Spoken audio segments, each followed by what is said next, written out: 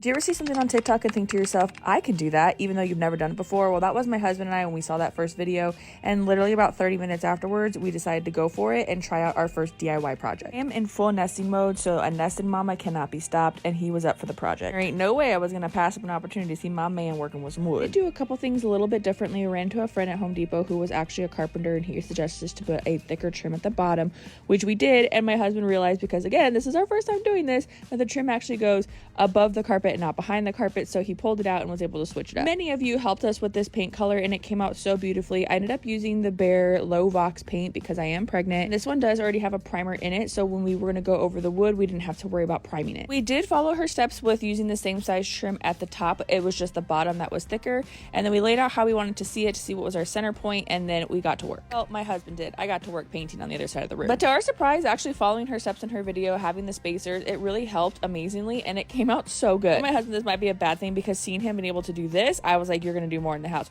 We did add a caulking step to the trim. I'm not sure if she did this. We wanted a more smooth surface on this when we did paint. What we were not prepared for is how long was it actually going to take to do the trim, because when you watch TikToks, it's literally like 45 seconds to a minute long, so you don't think so, but it took all day, most of the day, to finish the trim and then paint the other side of the room. So the next day we got to actually painting the wall together, and it went by pretty quick. Her wall was a flat wall. Our wall is a textured wall, but I feel like it just adds more to the room. And this is what it looks like dried and with some furniture in front of it. We're not done with the accessories in the room, but let me know what you think.